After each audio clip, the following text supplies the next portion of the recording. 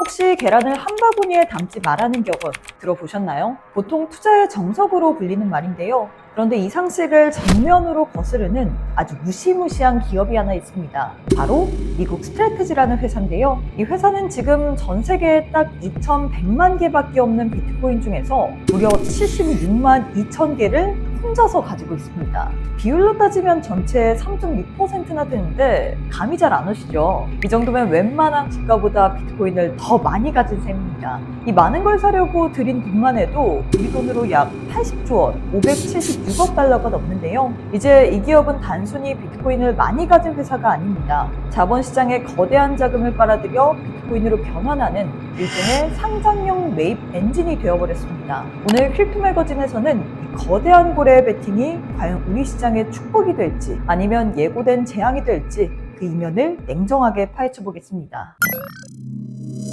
여러분, 도대체 이 회사는 무슨 돈이 그렇게 많아서 매주 수조 원씩 쇼핑을 할까? 굉장히 궁금하시죠? 이 회사는 남의 돈을 빌려오는 기술이 아주 예술입니다. 처음에는 은행 대출이나 채권처럼 전통적인 방식을 썼는데 이제는 ATM, at the market이라는 아주 세련된 방식을 쓰는데요. 용어가 좀 어렵죠. 쉽게 말하자면 그때그때 시장 가격 봐가면서 주식을 조금씩 찍어 파는 방식이라고 이해하시면 쉬울 것 같습니다. 스트래티지가 시장 상황에 맞춰서 유연하게 주식을 발행해 자금을 조달하는 고도화된 전략이죠. 마트에 물건 내놓듯 우리 회사 주식을 시장에 내놓고 사람들이 사가면 그 돈으로 바로 비트코인을 사는 겁니다. 그런데 최근에 아주 큰 변화가 생겼습니다. 원래는 일반적인 주식, 이 보통주만 팔았는데 이제는 우선주라는 걸 주력으로 팔기 시작했어요. 실제로 2026년 3월에는 STRC 우선주를 통해 무려 11억 8천만 달러를 조달했는데요. 이는 같은 기간 보통주를 모은 3억 9천만 달러보다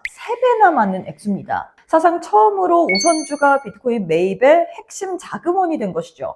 근데 왜 이렇게 복잡하게 바꿨을까요? 여기에는 마이클 세일러 의장의 큰 그림과 현 CEO 폭내의 실무적인 결단이 합쳐진 환상의 복식조 전략이 숨어 있습니다. 세일러 의장이 비트코인 매집이라는 방향을 정하면 폭내 CEO는 실제로 시장에서 어떻게 돈을 끌어올지 정교한 설계를 담당합니다. 기존에 이 회사 주식을 가진 사람들은 주식을 자꾸 새로 찍어내면 이 내 주식 가치가 떨어질까봐 화가 나겠죠. 폭내 CEO는 이분들의 불만을 잠재우기 위해서 의결권은 없지만 이 배당을 우선적으로 챙겨주는 우선주 카드를 꺼낸 겁니다. 주주들의 지분 가치는 지켜주면서도 비트코인을 살 현금은 끊기지 않게 하려는 아주 영리한 선택이죠. 한마디로 비트코인을 무한정 사들이기 위한 특수 엔진을 장착한 셈입니다. 그래서 이 회사는 단순히 비트코인을 보유한 기업을 넘어서 자본시장의 유동성을 흡수해 비트코인으로 변환하는 거대한 상장형 매입 엔진으로 진화했는데요. 최근에는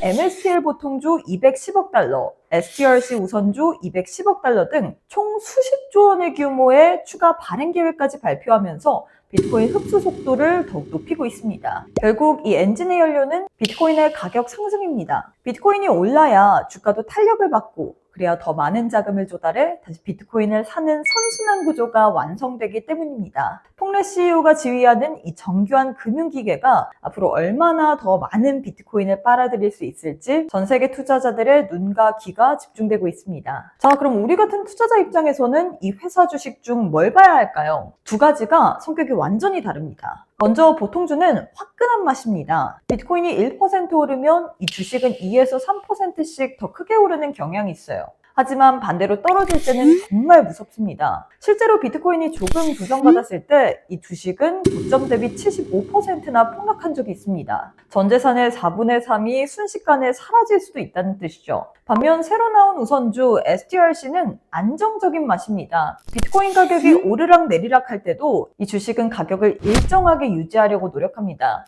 대신 연 11.5%라는 아주 짭짤한 이자, 이 배당을 줍니다. 은행 예금보다 훨씬 높죠. 그래서 변동성은 무섭지만 꼬박꼬박 현금이 필요한 기관이나 큰 손들은 아주 좋아합니다. 하지만 여기서 꼭 짚고 넘어가야 할 점이 있습니다. 이 회사가 소프트웨어 팔아서 버는 돈은 1년에 약 7천억 원 정도인데 주주들한테 줘야 할 이자는 1조 4천억 원이 넘습니다. 버는 돈보다 줘야 할 이자가 2배나 많다는 거죠. 결국 이자를 주려면 비트코인의 가격이 계속 올라서 자산 가치가 불어나야만 가능합니다. 비트코인이 안 오르면 이 이자 잔치도 끝날 수 있다는 위험한 진실이 숨어 있습니다. 여러분, 앞서 보신 것처럼 스트래티지 같은 거대 고래들이 비트코인을 수십조 원씩 쓸어 담는 걸 보면 참 대단하다 싶으시죠? 하지만 한편으로는 이런 생각도 드실 겁니다. 아, 비트코인 좋은 건 알겠는데 이미 1억 원이 넘는 비트 지금 사서 내가 언제 자산을 불리나? 하는 아주 현실적인 고민 말이죠.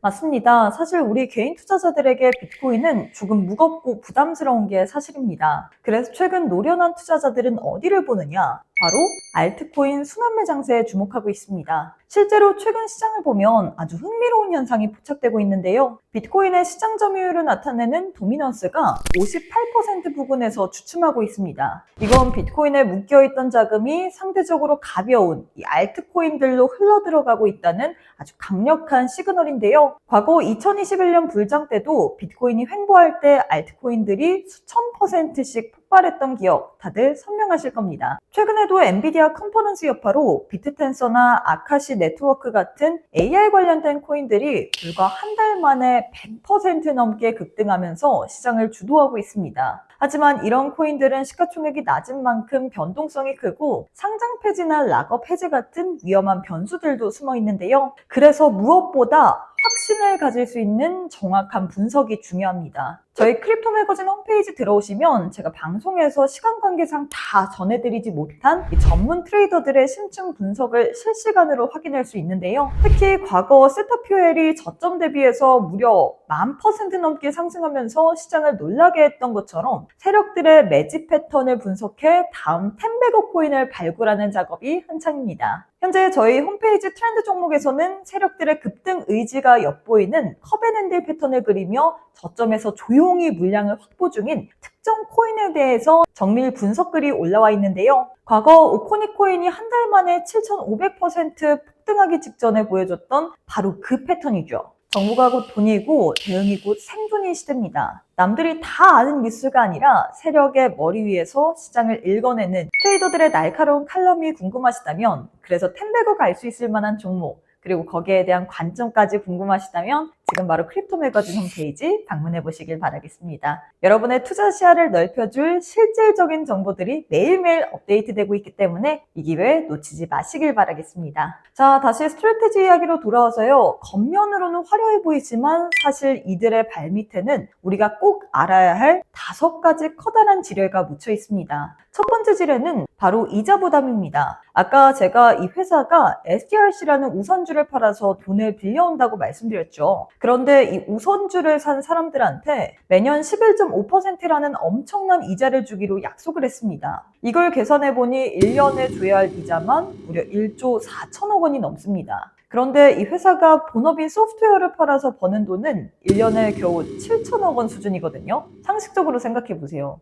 버는 돈보다 줘야 할 이자가 2배나 많은데 비트코인 가격이 오르지 않으면 과연 이 돈은 어디서 마련할까요? 결국 비트코인이 계속 올라줘야지만 버틸 수 있는 아슬아슬한 구조라는 겁니다. 두 번째 지뢰는 빠지고 있는 주가 거품입니다. 전문 용어로 프리미엄 소멸이라고 하는데요. 예전에는 사람들이 이 회사는 비트코인을 많이 가지고 있으니까 실제 가치보다 주가를 더 비싸게 쳐줄게 라면서 웃돈을 얹어줬습니다. 그런데 요즘은 분위기가 달라졌어요.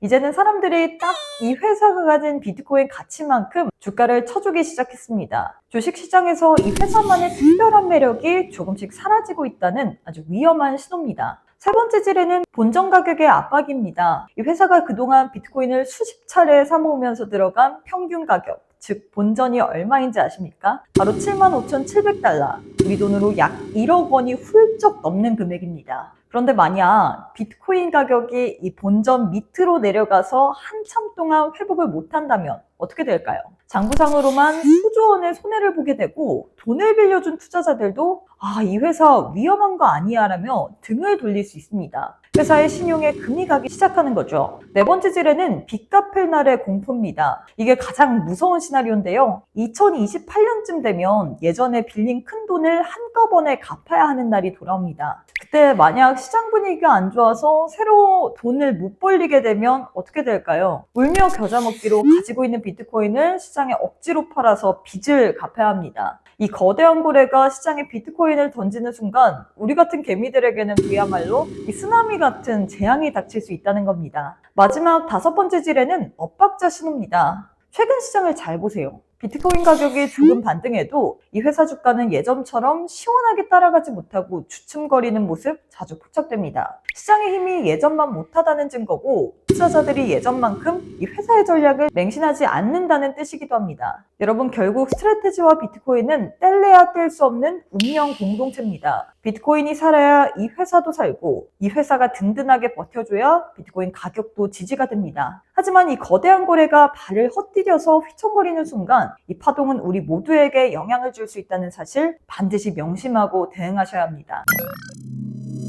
오늘은 스트래티지의 거대한 실험을 깊이 있게 들여다봤는데요. 이 회사의 주식은 분명 매력적인 투자 수단이 될 수 있지만 그 이면에는 발행사의 리스크와 배당의 불확실성이 늘 공존하고 있습니다. 결국 가장 본질적인 자산은 진짜 비트코인입니다. 직접 보유하는 것은 가격 변동을 견뎌야 하지만 누군가의 경영 전략이나 기업의 부채 상황에 내 자산의 운명을 맡기지 않아도 되기 때문입니다. 오로지 철저한 데이터 분석과 냉정한 판단만이 여러분의 소중한 노후 자산을 지킬 수 있습니다.